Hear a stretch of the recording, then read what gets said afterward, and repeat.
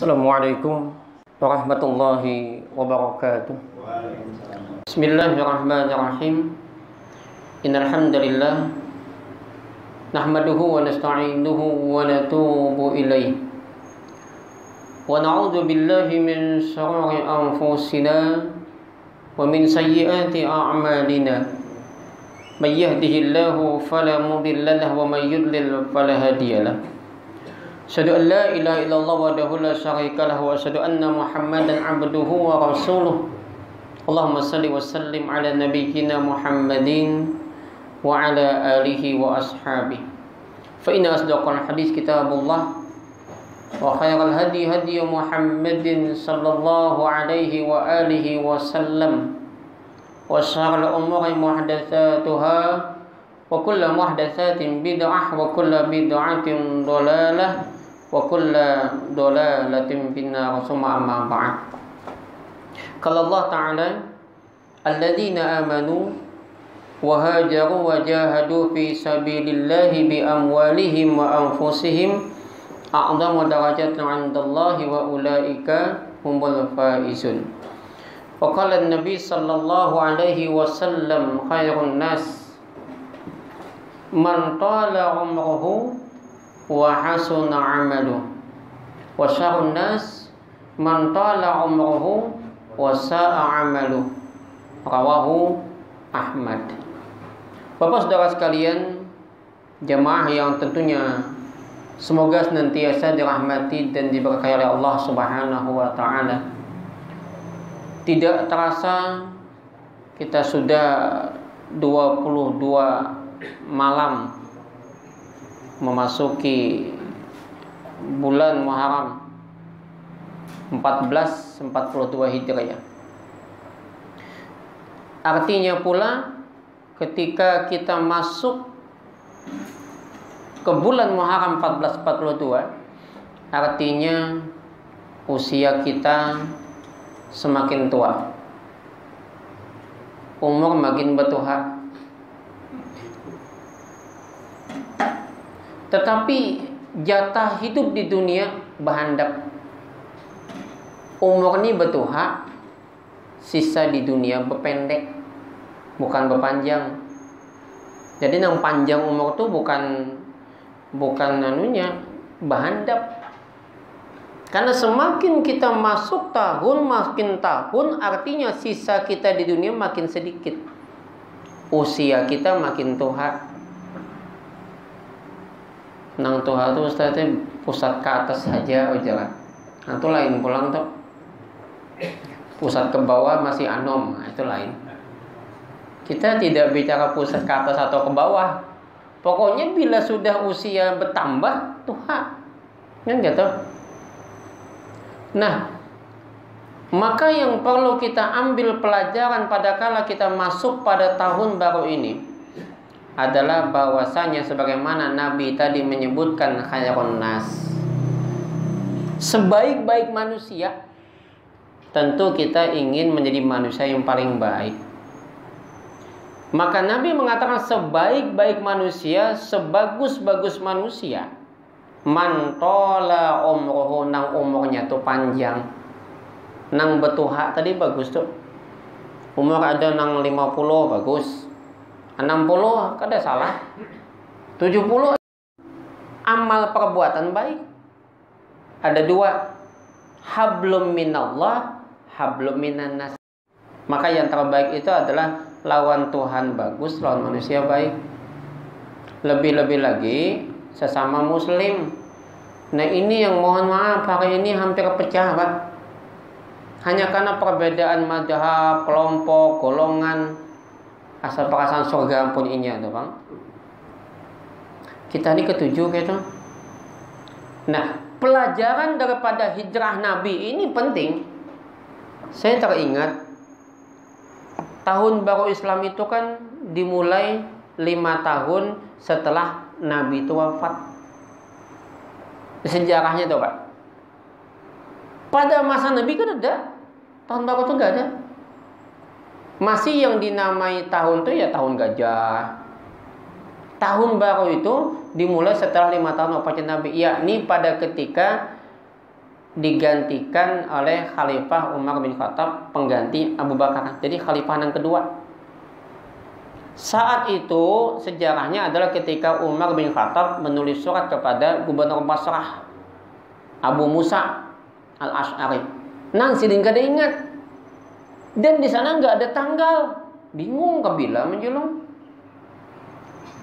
Akhirnya dirapatakan baik.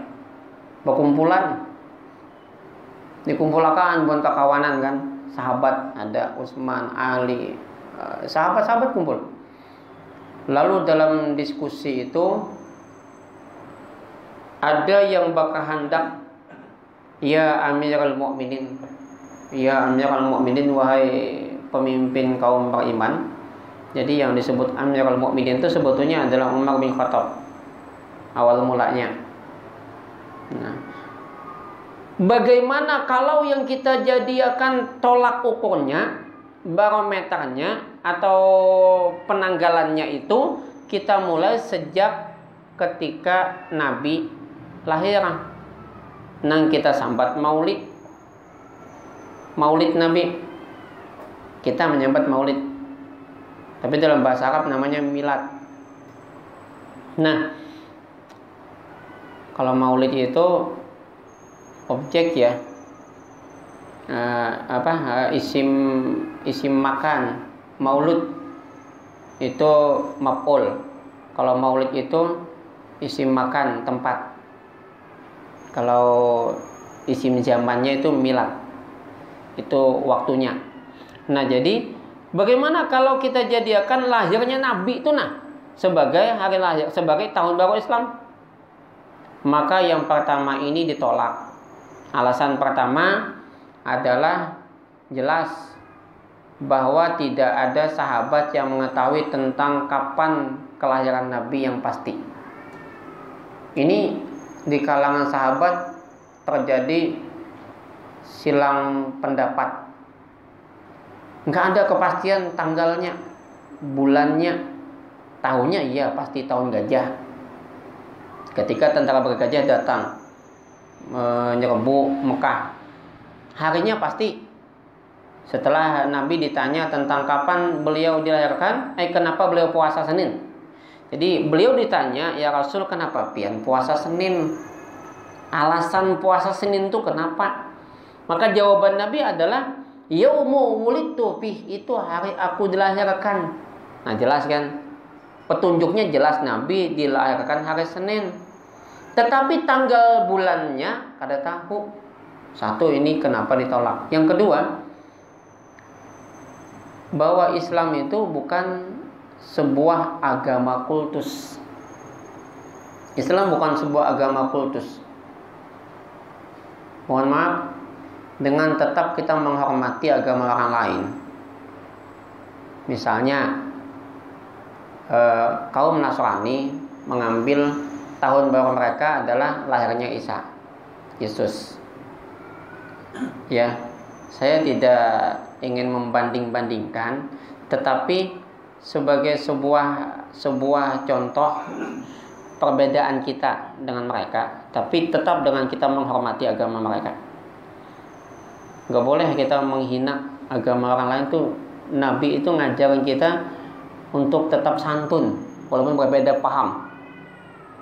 Jangan sampai kita itu nampak kasar di hadapan orang lain. Tapi aneh bin ajaib, paling ketujuh kita bila ada penceramah nang menyebati orang lain. Paling ketujuh nih. Dampaknya itu Pak, di mata orang lain, maka dapat hidayah sidin. Kenapa jadi mulutnya kasar menyambati kami? Kan tersinggung nih. Ya kan? Dampak kedepannya, kalian tahu berapa jumlah umat Islam yang murtad dan berapa jumlah mereka yang masuk Islam? Data itu menunjukkan bahwa 2 juta umat Islam per tahun murtad. Ini bukan sebuah kebanggaan ketika mereka jadi mu'alaf. Dan saya aneh betul Pak, kalau ada mu'alaf yang ceramah menyambati agamanya dahulu, diketujui. Yang kita belajar itu agama orang lain, agama kita kan? Ngapain kita belajar agama orang lain kalau kita yakin ini agama kita paling benar? Ngapain kita nyari kesalahan orang lain? Udahlah, kalau ini agama yang paling benar, kita pelajarin, nggak usah kita nyari kesalahan orang lain. Akhirnya apa? Lihat di mana-mana kita itu jadi umat yang kemudian jadi bulan-bulanan, jadi sambatan orang lain. Datang si ini menyambati. Gini Pak, kalau ada orang Islam yang pindah agama, kemudian dia menyambati agama kita, tersinggung nggak? Tersinggung. Maka yang paling bagus nggak usahlah kita, bila ada penceramah yang misalnya, saya heran, kadang-kadang kita ingin membuat satu pembenaran bahwa ini agama kita paling benar, lalu melihat di mana kesalahan orang lain. Nggak perlu. Karena ketika kita berpegang pada Al-Quran, kita dalami betul-betul, kita yakin betul-betul di dalamnya, kita pahamin, yakin disitulah ada kebenaran. Gak perlu mencari kesalahan orang lain. Dan berapa banyak saya menemukan mu'alaf yang ternyata palsu. Coba cari. Data-data itu ada loh di data-data di Bimas Islam ada semua, berapa jumlah penduduk muslim, non muslim. Dulu 95% kita, 95% Islam itu paling besar. Sekarang jumlahnya berapa? 80 berapa persen lagi?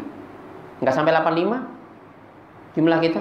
Ke depan kalau kita masih tidak bersatu, kita saling hujat satu sama lain, saling sambat menyambati, maka yang terjadi umat kita bisa 50% aja lagi Pak. Ini harus kita jaga. Jadi antara sesama kita nih kita perkuat. Bahasa Halabi itu bersatu padu. Cuman anehnya lagi, bukan Halabi kada mau bersatu padu. Cuma takutnya Halabi kalau bersatu padu. Bersatu padu. Padu itu dapur. Nah itu Halabi uninya. Kadang bersatu padu, tapi menyuruh kita bersatu padu. Nah ini lain pula, itu bahasanya beda. Saya bukan Halabi malah. Nah jadi Bapak Ibu, kita bukan agama kultus. Kita bukan agama kultus. Kita tidak mengkultuskan sosok Nabi kita, Nabi Muhammad. Ya, kita memuliakan beliau, kita bersalawat kepada beliau. Tetapi kemudian kita tidak mengkultuskan. Maka itu hal-halnya itu bagus, penting, tetapi bukan sesuatu yang kemudian jadi tolak ukur. Satu ini. Yang kedua, ada lagi ya Amirul Mukminin, bagaimana kalau kita jadikan wafatnya Nabi nih. Maka kalau kita bicara wafatnya Nabi, begitu banyak kita dapatkan wasiat-wasiat penting yang beliau sampaikan sebelum wafatnya. Coba lihat bagaimana beliau khutbah di hadapan 4-10 ribu sahabat di atas untanya di padang Arafah itu. Bagaimana beliau mewasiatkan kepada sahabat-sahabatnya, bagaimana tentang persoalan wanita, beliau mewasiatkan juga persoalan agama ini, mewasiatkan juga persoalan riba dan sebagainya. Itu adalah ketika beliau menjelang wafat. Sampai turun ayat al-yauma akmaltu lakum dinakum wa atmamtu alaikum ni'mati wa raditu lakumul islam madinah. Nabi juga menyampaikan tartu fikum amrain, aku tinggalkan dua perkara kata Nabi. Dua. Lan tadilu, tidak akan sesat selama-lamanya kalau kalian berpegang kepada keduanya. Kitabullah wa sunnata Nabi. Ini aja yang kita dalami. Kitab Allah dan sunnah Nabi. Kalau usah mendalami istilahnya kitab-kitab orang lain, kita nggak penting dan nggak perlu bagi kita. Ya, nggak perlu kita mencari kesalahan orang lain. Yang penting bagaimana kita mendalami ajaran yang kita anggap paling benar ini. Bagi saya sebetulnya orang ketika jadi mu'alaf, maka yang paling bagus dia belajar bukan mengajar. Dia belajar bukan mengajar. Karena kalau dia mengajar, ujung-ujungnya dia nggak tahu tentang agama kita, banyak tentang kita, dia lebih tahu tentang agamanya dia. Ada seorang pendeta yang masuk Muslim insinyur Ignatius siapa tuh kemarin, Ferdinand. Dia lulusan Undip tahun 2004. Saya kepikiran 2004 Undip, titel insinyur. Titel insinyur 2004. Tahun 90 insinyur udah habis. Yang ada ST. Ya. Satu itu kebohongan. Dia mengaku anak seorang kardinal. Romo, pastor, kardinal tuh nggak pernah nikah. Kebohongan lagi. Ada banyak sebetulnya. Ya. Ya, saya malas kadang-kadang kalau melihat debat-debat yang ada itu. Kadang agak emosi tuh ketika mereka menyambat, begitukah ini, maka dapat hidayah. Saya jawab, boleh jadi itu bawaan dari agama yang dulu. Akhirnya kayak gitu kan, karena kita emosi juga melihat mereka menyerang kita. Nah, jadi Islam bukan agama kultus. Maka yang kedua, wafatnya Nabi adalah sesuatu yang paling banyak memiliki hal yang istimewa, wasiat-wasiat penting. Kalau pian mau meninggalkan rumah, jalan jauh, biasanya pian akan sampaikan hal yang paling penting untuk keselamatan nang di rumah kita. Kan gitulah. Pian nih hendak tulak jauh tahu, maka biasanya pian akan menyuruh yang betul-betul untuk keselamatan. Tolong naklah, tuh bilang abah ini tulak jauh, lihati kompor matikan karena kemudian jendela ditutup, pagar dikunci, digembok supaya selamat. Nah, Nabi begitu, ketika beliau akan wafat, beliau menyampaikan hal-hal yang penting untuk keselamatan umat. Tetapi kata Umar bin Khattab, justru kalau ini yang kita jadikan tolak ukur lahirnya tahun baru Islam, maka yang terjadi adalah kita sedih.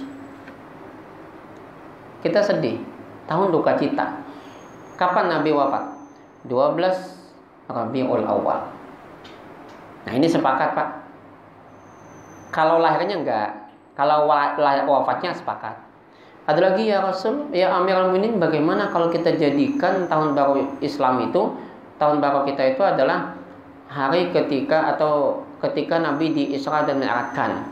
Ada lagi ketika turunnya wahyu. Ini ditolak semua.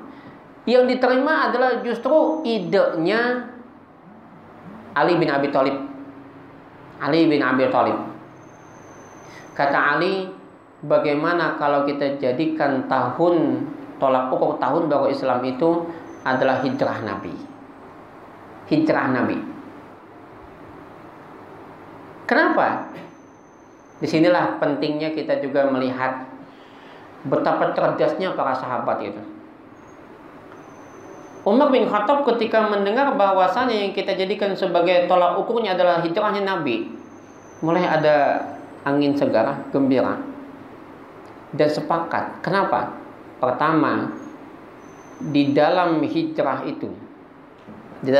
Nabi itu, tadi saya bilang Islam bukan agama kultus. Islam adalah agama yang sangat menghargai amal terbaik. Lihat, khairun nas, orang yang paling baik kata Nabi adalah man qala umruhu wa hasuna amaluh, yang amalnya baik. Amal itu apa sih? Amal itu prestasi, kerja. Amal itu kerja. Maka di antara sekian peristiwa itu yang paling banyak menghasilkan prestasi terbesar bagi umat Islam adalah hijrah. Di ayat Al-Mulk, alladzi khalaqal mauta wal hayata liyabluwakum ayyukum ahsanu amala. Alladzi khalaqal mauta wal hayata. Dia yang telah menjadikan kematian dan kehidupan. Pian ketika dalam perut mama tuh namanya mati. Lalu lahir tuh namanya hidup. Untuk apa ketika kita dimatikan dan dihidupkan? Dan liyabluwakum ayyukum ahsanu amala, untuk menguji kalian siapa yang paling bagus amalnya. Siapa yang paling bagus prestasinya. Siapa yang paling baik kerjanya. Yang paling bagus, bukan paling banyak. Lihat di sini, yang paling bagus. Islam itu menghargai yang hasil karya terbaik, bukan terbanyak. Banyak tapi kada bagus, hebat. Beribadah, misalnya berkhidmat, ini zikir dan sebagainya, sembahyang, habis sembahyang subuh, sembahyang ba'diyahnya dikiranya bagus. Yang penting amal tadi. Tuntung pulang, bangun pulang, sembahyang pulang. Kada berlebihan. Kenapa aja lo mengkodok? Kenapa mengkodok? Ulun bahagia kau aja. Nang kita lagi dahulu nang banyak pandang meninggalkan sembahyang. Jadi jaga Tuhan kau dikodok. Ini banyak lah nih. Atau nang semalam puasa Asyura digabung lawan kodok. Maka banyak nang mengajarkan yang ini nah. Jadi puasa tuh digabungnya. Sahaja kok puasa Asyura sekaligus mengqadha Ramadan. Amalnya nih banyak nih. Maka mengqadha terusnya. Digawinya. Kayak apa Ustaz ya kan? Julun amun pian melaksanakan puasa Asyura digabung dengan qadha Ramadan. Puasa Asyura itu sunat, qadha Ramadan itu wajib. Mun ketu sama berarti boleh juga lah jualan sembahyang subuh digabung dengan sunat subuh. Lalu bang kayak Ustaz, kada boleh. Qadha lain kalau sunat sama sunat. Pian puasa hari Senin bertepatan mungkin dengan misalnya hari Asyura misalnya. Kan Asyura kan Sabtu lah. Nah, ada apa-apa. Ini wajib lawan digabung. Banyak kalau amalan. Untung pada kayak paloi. Banyak insaf datang ke masjid ditakoni. Hendak paloi sembahyang subuh imamai berapa rakaat subuh garang? 3 aja paloi. Nya pernah sembahyang subuh tuh paloi itu 4 pas hari Jumat. Nang ada sujud sajadah. Dari imam 2 aja. 3 aja paling misalnya 3. Nah nyawa tulai pulik hadanya mau 3. Sia-sia sembahyang mau 3. Ujar paloi, iyalah boleh kaya paloi ketemu ke bus. Hendak mana bos? Ke masjid. Bapak sembahyang subuh. Berapa subuh bos? 2 jaga bos. Jadi paloi nyawa bus lah madahija. Unda nang 3 aja disuruh bulik. Nah lagi nyawa 2. Paloi itu. Amalan sebanyak apapun kalau tanpa ilmu sia-sia. Maka yang kita perlukan itu bukan banyaknya, tetapi kualitas. Dan jangan kita membanggakan berkhidmat amalan-amalan kita. Kadang-kadang kita, ulun kadang sedih Pak ya, melihat aku khatam ini waktu Ramadan semalam. Tapi kadang ada orang yang datang, Ustaz, ulun pengen banget menghatamkan Quran. Handak benar. Tapi ulun kapak gawian betukang ongkosi anak bini membaca karena sampat ulun membaca Quran. Ini aja nanti sesampatakan sudah. Kan banyak itu kalau mereka yang pengen banget untuk bisa membaca Quran sampai khatam, tapi karena kondisi mereka tidak bisa, mungkin lebih baik daripada kita yang membanggakan kehebatan kita. Nah, jadi Bapak dan Saudara sekalian yang dirahmati Allah Subhanahu wa taala, yang penting itu bukan amal banyaknya, yang penting bagus. Prestasi yang terbaik. Nah, prestasi yang terbaik dalam sejarah Islam itu adalah hijrah.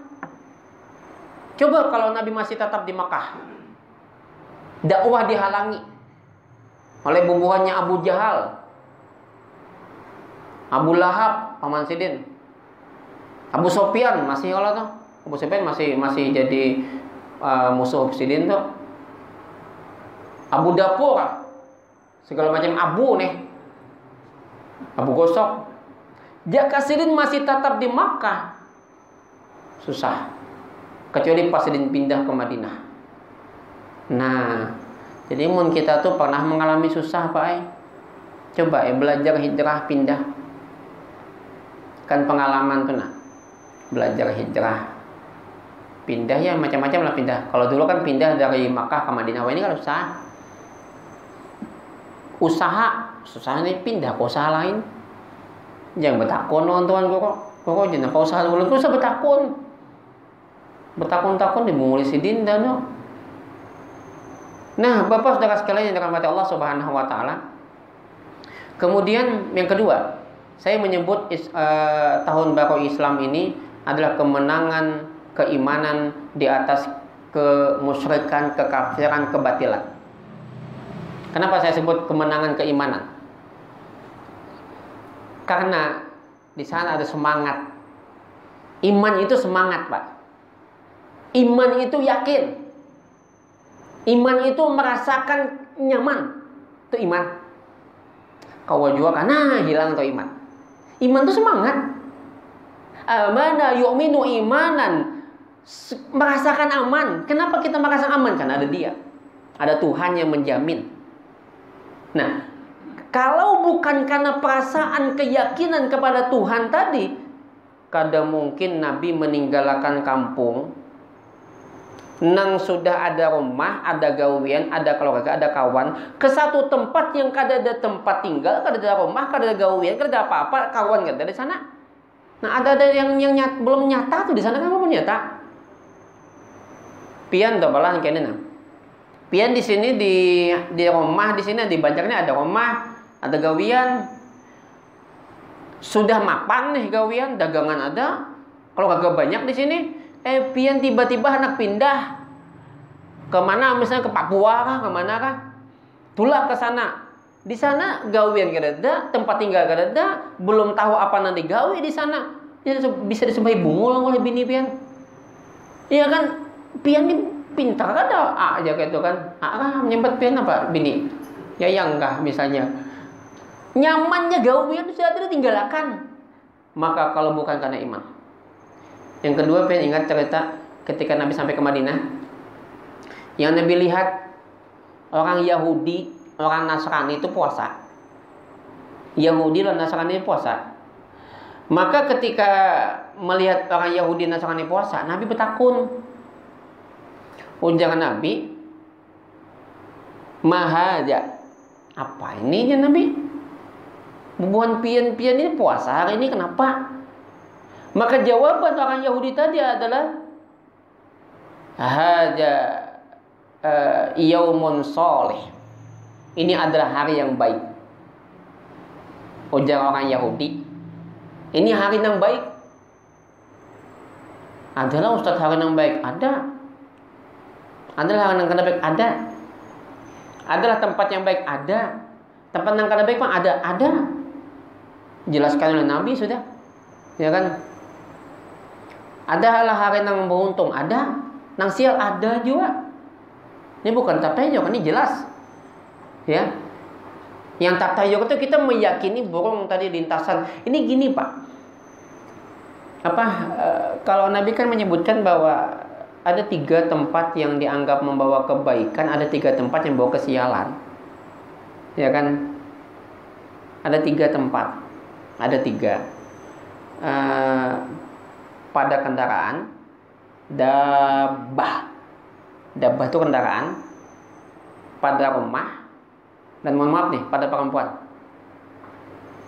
Kenapa Nabi menyebut 3 ini bisa membawa untung, bisa membawa sial? Ini kalau kita lihat Pak kendaraan dolah hanyar. Ya kalau kita bawa membalap nang berarti itu kendaraan bagus. Ini kendaraan sekali di bawahnya jajak ngalih hidupnya. Itu berarti kendaraan dalam panca indera kita kada bagus, berarti kan sial. Kayak pacarannya ganti nah hanyar. Ya kan? Rumah gitu juga bebinian. Nama Nabi bebinian yang bawa untung. Perempuan yang ketika ini kita kiaunya taat, ida amaraha ketika kau perintahkan dia atau dia taat kepada engkau, ida Nadharha ketika kau panggil dia, kau pandang dia menyenangkan, ya kan? Dan bila pian kadada, wa idza ghibta, bila engkau tidak ada, maka harta lawan dirinya itu aman. Coba pian bisi bini sedikit pian kadada salam baik hilang. Nah ini bisa dilihat. Nah begitu pula ketika bicara tempat dan waktu, itu sebetulnya keadaan yang baik bukan tempat dan waktunya, tetapi peristiwanya apa? Contoh, ini musala. Ini tempat apa nih? Tempat yang paling bagus, Pak. Masjid itu tempat yang paling bagus, tempat yang paling disukain, itu masjid. Kenapa tempat yang paling disukain, tempat yang membawa berkah? Ya kan? Karena di masjid tempat kita mengingat Allah. Nah begitu pula ada hari yang baik. Kenapa ini hari yang baik dikatakan oleh orang Yahudi? Najallahu fihi Musa wa bani Israil min aduwihim. Ini adalah hari di mana Allah menyelamatkan Nabi Musa dan Bani Israil dari musuh mereka. Nabi Musa itu lambang keimanan. Allah menyelamatkan orang yang beriman. Itu maknanya. Kenapa baik? Karena orang beriman itu pasti baik. Karena kita masalah sial dan untung itu tergantung keimanan. Kenapa jadi sial? Ya karena beriman. Coba beriman karena sial, Bang. Ini adalah. Nah, orang itu terlalu percaya dengan hal yang tatayur, berarti karena beriman. Sial. Jadi kesialan dan keuntungan itu tidak ada kaitan dengan lintasan-lintasan. Tetapi kesialan dan keberuntungan itu terkait dengan persoalan keimanan. Di sini Allah ingin tunjukkan bahwa iman itu menang. Nabi Musa tuh Pak tidak tahu Pak. Di belakang ini Fir'aun. Di muka ini laut. Bingung sih Din. Ke belakang mati, ke muka mati juga. Dan beliau tidak tahu apakah beliau bisa selamat. Saat-saat yang genting Tuhan menolong. Orang beriman itu Pak, di saat yang gentinglah datang pertolongan Tuhan biasa. Ini ujian. Tidak akan mungkin Tuhan itu membiarkan kita beriman tanpa diuji. Kalau saya kemarin dalam beberapa ini masalah rumah tangga, Tuhan beri ujian itu bukan untuk menghancurkan kita, tapi supaya kita semakin kuat. Supaya kita semakin hebat. Itu tujuannya. Kalau kita kada pernah diuji, wah kada ada romantismenya. Pian dulu pernah sakit, hidup, itu ujian. Ketika badai datang, selesai badai itu pasti nyaman. Yang ada kisah. Dulu abah ni kayana berjualan wadai. Jadi kisah nang kemudian memberikan semangat. Maka saya mengatakan bahwa kenapa hijrah ini dipilih? Karena hijrah adalah kemenangan keimanan di atas kekafiran. Maka Allah memanggil pertama alladzina amanu. Orang yang beriman. Orang yang yakin. Nah, masalahnya adalah yang Allah kiau itu pertama yang beriman dulu. Yakin kada dulu. Maka kalau yakin adalah ayo lakukan perpindahan. Wahajaru. Pindah. Karena keyakinan menimbulkan sikap. Sikap itulah pindah. Aku tahu kayaknya. Yakin ya aku cuma karena menggawi. Sembahyang masih balang kambingan. Maka kalau kita beriman kemudian kita masih belang kambingan, cara hijrahnya kayak apa? Ganti. Jangan belang kambingan lagi, belang macan. Belang tikus baginya. Ampih buang balangnya. Jadi pindah itu bukan pindah tempat lagi. Pindahnya nih betul-betul berpindah dari keyakinan tadi yang modalnya itu keyakinan. Nah, setelah menimbulkan sikap, maka menghasilkan nilai. Nilainya apa? Jihad. Wajahadu, berjihad. Jihad itu bukan berarti hanya perang aja. Ya, bukan hanya itu. nggak usah ikut ya kita harus berjihad menghadapi pemerintah yang ini misalnya, nggak usah. Karena sepanjang masih bagus, masih muslim, pilihan kita nggak usah kita sampai hendak menyelamatkan kapal yang karam. Belum karam, belum. Karena politik kan. Ya. Jadi walaupun kita ini, tapi yang jelas kita berusaha. Jihad di situ adalah bagaimana kita berusaha sungguh-sungguh menghasilkan keyakinan, keimanan tadi yang menimbulkan sikap, dan sikap itu harus serius. Itu namanya jihad. Ada dua cara berjihad. Bi amwalihim wa anfusihim. Dengan harta dan dengan jiwa. Ini juga menarik Bapak Ibu. Kenapa jadi selalu jihad itu dikaitkan pertama tuh harta dulu, hanya ke jiwa. Nggak pernah bi anfusihim wa amwalihim, nggak pernah. Kenapa? Karena kita itu lebih susah mengeluarkan harta daripada jiwa, tenaga. Ini bangun langgar coba, masjid atau musala atau sekolahan, aku tenaganya aja. Duitnya jarang ada. Nah, kalau orang itu hakun menyumbang duit aja hakun, apalagi tenaga. Yakin ya Pak? Kalau orang itu duit aja aku apalagi tenaga. Tapi kalau orang itu tenaganya aja, belum tentu duit mau. Coba pian, orang itu hakun duit, tenaga belum tentu mau. Duit belum tentu. Orang itu hakun tenaga, duit belum tentu mau. Tapi kalau orang itu mau duitnya, ulun yakin tenaga umpat. Bisa umpat sih, Din. Karena yang paling susah itu berjihad dengan harta, Pak. Bahkan kadang-kadang demi harta jiwa dikorbankan. Ya kada? Ulun ni pernah rancak menghadapi orang masalah warisan. Hendak ketemu saya ini, ulun pae bisi anak 2. Untung bini sikung aja. Bini 4 lah ya. Jadi anak 4 pen lawan Patok Rahman Ghazali kita pada.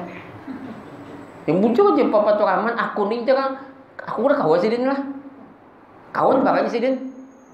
Hendaklah hikam sidin. Nah, hendak pen pada ya Patok Rahman kan pada Patok Rahman Ghazali kan. Jadi kayak apa harta sekian. Tapi alhamdulillah karenanya beriman. Jadi anak pian berapa? Anak ulun 2, lalakian sikung, binian sikung. Nah, maka julun bagi 2 harta dulu. Yang dibagi itu ada harta yang meninggal. Kalau lakian sikung, binian sikung berarti bagi 3. Tapi sebelumnya dibagi dulu untuk bini. Kalau abahnya meninggal, bini berapa? 1/8 kalau punya anak. 1/4 kalau kada punya anak. Kan gitu, nyaman. Tapi ada nang ngalih pian. Sampai ini masih banyak nang ngalih-ngalih nang sampai hendak betimpasan tuh ancak tuh. Nah, ada betimpasan. Nang kemana kan di hadapan ulun nih wah di malam memakan ternyata di hadapan ulun dipanggil demi harta, kadang-kadang jiwa pun dikorbankan. Maka jihad itu selalu, coba lihat tepian, bilanya ada kalimat jihad pasti bi amwalikum wa ampusikum atau bi amwalihim wa ampusihim, dengan harta mereka dan dengan jiwa mereka. Karena berjihad lawan harta tuh ngalih. Lihat akan jepen kalau setiap tahun tuh orang bakal korban tuh nah. Aku korban perasaan aja. Nah, kada sedikit tuh nah, korban perasaan aja. Pada saat apa ada korban? Nah, Bapak dan saudara sekalian yang dirahmati oleh Allah Subhanahu wa taala. Di dalam sudah isyarah. Di dalam hijrah itu ada nilai-nilai ketabahan. Bukan cuma optimis, optimis pasti. Coba Bang, kita hari ini berapa banyak umat Islam yang pesimis? Pesimis. Kayak pola pemimpin kita ke depan optimis, insya Allah baik. Sepanjang kita mengajarkan yang mendidik lah. Ini kan ke depan ada pergantian bulan nih 2020 lah. Tolong Bang cari pemimpin yang kada lagi di belakangnya tuh bubuan pengusaha tuh nah. Batu bara macam-macam tuh mau benar dulu gini. Jadi wayang.